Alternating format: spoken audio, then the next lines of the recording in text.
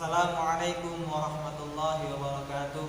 Innal hamdalillah nahmaduhu wa nasta'inuhu wa nastaghfir wa na'udzu billahi min syururi anfusina wa min sayyiati a'malina, amma ba'd. Puji syukur kehadirat Allah Subhanahu wa taala yang hari ini masih memberikan kita kesehatan, kesempatan, sehingga siapa saja yang melihat video ini, semoga Allah Subhanahu wa taala tetap mengistiqomahkan kita dalam kebaikan. Salat dan salam semoga selalu terlimpahkan kepada baginda besar kita Nabiullah Muhammad sallallahu alaihi wasallam yang telah membawa ajaran agama Islam ini minaz zulumatil jahiliyah ila nuril islamiyah. Para pemirsa kaum muslimin dan muslimat yang insyaallah dirahmati dan diberkahi oleh Allah Subhanahu wa taala. Pada hari yang berbahagia ini kami akan menyampaikan satu hadis yang dibawakan oleh Nabi sallallahu alaihi wasallam yang termaktub dalam kitab hadis Arba'in An-Nawawi, yakni hadis yang ke-18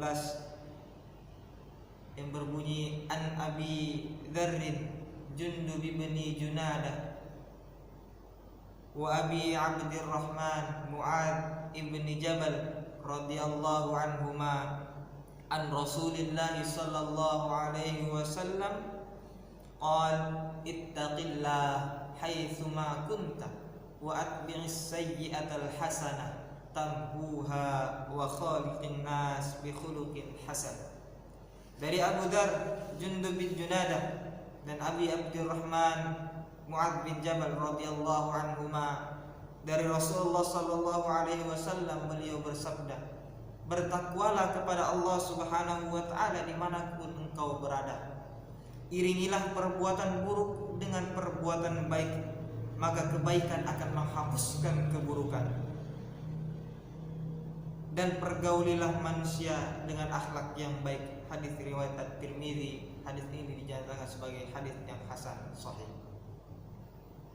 Jamaah yang berbahagia, 3 intisari hadis yang bisa kita ambil, 3 hikmah yang bisa kita petik dari hadis yang dibawakan oleh Mu'adz bin Jabal melalui lisan Nabi sallallahu alaihi wasallam.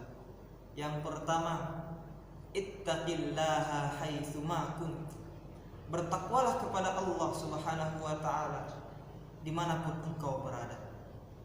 Bertakwa kepada Allah tidak hanya saat ramai orang, saat banyak manusia memandang, tapi di saat kita sendirian, maka disitulah ujian yang paling besar seorang hamba, ujian ketakwaan yang ingin Allah tampakkan kepada mereka, yakni di saat mereka sendiri apakah masih tetap bertakwa kepada Allah Subhanahu wa taala, menjauhi larangannya dan melaksanakan perintahnya di saat mereka sendirian. Yang kedua, wa atbi'is sayyi'atal hasanah tamhuha. Iringilah perbuatan buruk yang kita kerjakan dengan perbuatan baik. Niscaya perbuatan buruk akan menghapuskan, niscaya perbuatan baik akan menghapuskan keburukan. Iringilah setiap keburukan yang kita kerjakan, dosa yang kita kerjakan. Tidak akan mungkin manusia itu luput dalam satu hari dari dosa yang mereka kerjakan. Boleh jadi lisan kita berkata kotor, boleh jadi hati kita terkadang melakukan dosa dengan niatan yang tidak baik, boleh jadi tangan kita melakukan dosa, kaki kita melakukan dosa. Maka kemudian cara menghapuskannya adalah iringilah dosa tersebut dengan kebaikan, dengan zikir kepada Allah, dengan ibadah kepada Allah, dengan melakukan kebaikan sesama manusia. Maka itulah kunci daripada amalan yang kita kerjakan. Perbuatan jahat yang kita lakukan iringi dengan perbuatan baik. Tapi apabila dosa besar yang kita lakukan, maka jalan satu-satunya adalah taubatan nasuha, dengan kembali kepada Allah dengan berjanji tidak ingin mengulanginya lagi. Dan yang terakhir, wa khaliqin nas bi khuluqin hasanah. Dan pergaulilah manusia dengan akhlak yang mulia, dengan adab yang baik, dengan sifat yang terpuji. Manusia memiliki ilmu, tapi terkadang mereka lupa akan adab dan akhlak mereka. Betapa banyak kita lihat doktor, profesor di sana sini dengan gelar mereka bawa, akan tetapi mereka tidak beradab di hadapan Allah. Mereka tidak beradab di hadapan manusia. Betapa banyak gelar yang mereka dapatkan, tapi mereka tidak lain dan tidak bukan hanya mengejar dunia mereka. Maka kemudian al-adab fawqal ilm, adab itu lebih utama daripada ilmu. Karena orang yang berilmu belum tentu mereka memiliki adab dan akhlak. Tapi orang yang beradab dan berakhlak, maka mereka sudah pasti mempunyai ilmu. Jamaah hadirin yang menyaksikan video ini, maka inilah 3 hikmah yang bisa kita ambil dari hadis arba'in yang ke-18. Yang pertama, ketakwaan kepada Allah Subhanahu wa taala kapanpun dan dimanapun kita berada.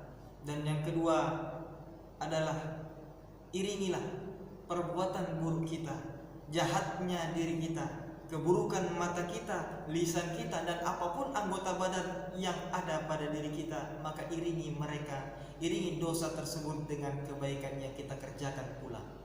Dan yang terakhir, lakukan ataupun bersama dengan manusia, pergaulilah mereka dengan akhlak yang baik, dengan adab yang baik. Manusia yang mereka lihat bukan pangkat dan jabatan, tapi yang mereka lihat pertama kali adalah adab dan moral. Ketika adab seseorang baik, maka manusia pun akan memuliakan dia walaupun ilmunya sedikit. Tetapi ilmunya tinggi, tapi mereka tidak memiliki adab lebih-lebih kepada Allah, apalagi kepada manusia, maka kemudian manusia pun akan menganggap mereka rendah lebih-lebih di hadapan Allah Subhanahu wa taala. Semoga dengan apa yang kami sampaikan dari fakirnya ilmu kami, semoga bisa mengambil hikmah dari hadis ini dan semakin memotivasi diri kita untuk berfastabiqul khairat, berlomba-lomba dalam kebaikan. Undur maqala wala tandur man qala. Lihatlah apa yang disampaikan, apa yang diingatkan, jangan melihat siapa yang menyampaikan. Wassalamualaikum warahmatullahi